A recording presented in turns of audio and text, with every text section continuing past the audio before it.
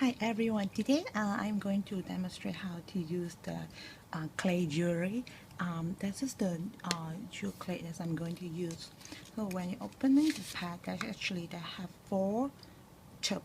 So there's 2A and 2B. Actually it's the Ipsy 2-part Ipsy clay. Actually you can just mix the A and B together and then it will just air dry. Then you don't need to bake or you don't need to heat it. So that's 2A. Actually what you can see that's the color. Total there's 8 colors they have issue. So they will have 2A.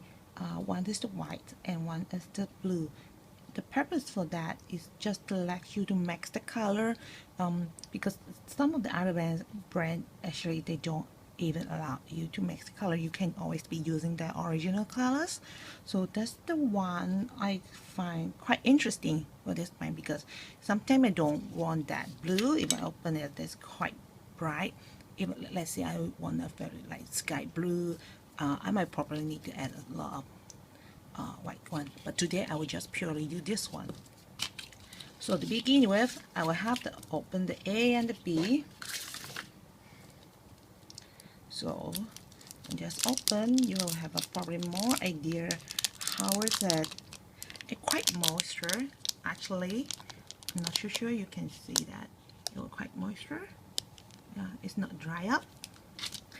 Even proper keeping, I would say it might keep to half a year, but you have to remember every time when you just take out your portions that you'll need, you probably what you need to do is you just wrap it up. If not, it will be easily dried up. So what I gonna to do is just do roll ball. Today I'm going to make a ring. So what I'm trying to do is put a dab right here. It's not just direct applying, just to show you, demonstrate how you gauge what other quantity you're going to use. So A and B clay, the ratio should be 1:1. So most of the time I will just use my eyeball checking. This is just a super standard tool. The one even the primary student want to do all the art stuff. It's not more nice, nothing special. Okay, that's the one. Okay, a little bit smaller, then let me get a little bit more, and that. Okay, so you have to make sure that will be 1:1, but I think that should be sufficient when you're trying to use your eyeball. If you don't really trust, you can try to measure, but I don't think it does matter. Yeah, because since the quantity you are going to use is just too small, you won't able to really tell that it's really different. I think eyeball checking on that amount is sufficient. You don't really need to have a weighing machine to know. Okay, so roughly these two equals same and should apply nicely on the round base. So what we're going to do is just mixing two together. But before that, I make a good practice. Every time when you finish it, put it back. This is how to make sure you can always keep your clay in good condition so it won't be dry up. So you see, actually I will just wrap like that and just pack it in. No worry about the hands. Later I'm going to show you like how to wipe clean it. I'm not going to do like fast forward or whatever, because I just want to let you know what is the exact timing for you to mix two A and B clay back together. So that's my way on. You can have different way on how to mix it. I think it's totally up for your choice, as long as you are good to play the polymer clay and like all those air dry clay. Probably you might have a better idea on how sticky. It's not really sticky on my hand. You can see, okay, the color is just fade off on my hand, but honestly if you go closer look, you don't really see there's a lot of clay stuck on my hand, and this is the reason why I don't want to have glove on my hand, because most of the time when you are keep blending the clay, you want to touch it, you want to feel it and see like the texture, everything. If you want a glove, sometimes it might even stuck on your glove, and then at the end you waste a lot of clay at the end. Sorry, I'm gonna keep saying a lot of things. Okay, you see, this is the color of the blue that I'm having. It's quite easy. You see, it just take a couple of minutes. I'm like 2 minutes.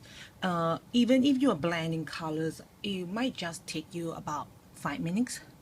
It won't even take you about 10 minutes. If you have very complicated colors, you have to use because there are totally 8 colors, but if you want to make something very special colors like champagne or even other more difficult colors that you need to keep mixing, because that gel clay actually they only over 8 colors. If you want some colors that are very rare, you want to create your own colors, it might take more time, but it won't take you more than 10 minutes to blend it because it's just so easy. Okay, that's the one. It's done. You can see it's not really sticky on my hand. So what I'm going to do is put it in on my palm, roll it into a ball.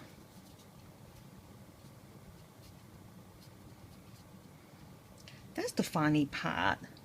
Where you try to roll it, what you can see is a little bit shiny. I'm not so sure that I can. Let me stick on that. A gentle press. Is that a little bit shiny in a way? A bit shiny.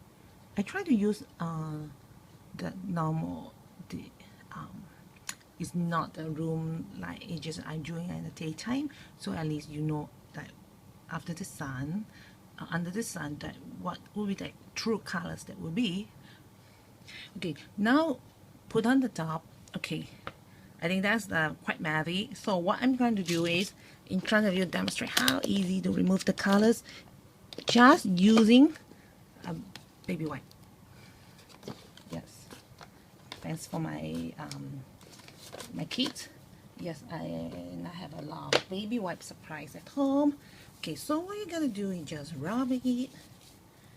It's just so easy to do it. You don't need to worry about how about the clay will like starting it on, the color will keep starting like kicking on your hands, and then you have very difficult times in working on it. No, that's another good things for me because as mom, mother. So if my kids yelling for me to help, I can take my blue like over hands to touching them. So immediately I can just within a minute just clean it.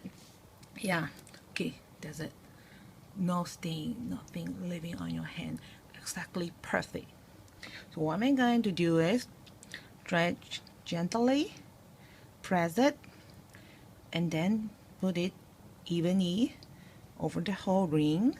Try not to press too hard, and then that will be the one I'm going to do.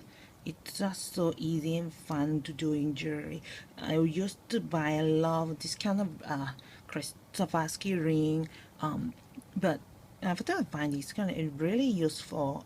I mean, you can just add whatever things you can do. You can add your Swarovski elements. You can even trying to fix some of your broken jewelry, and you have no way to know what you can do with it. So you can just put a little bit of clay, take it as a repair, or even upcycle your jewelry, and this will be just nice. Okay, that will be the true colors of it. You can see in the front, just evenly put it on. It's just talking about minutes. That's it. And then you can try just to decorate it. So for the decoration, I'm not to put too much details just to avoid the whole video to be too long. But this is just what jewel clay can do. Thank you for watching. Goodbye.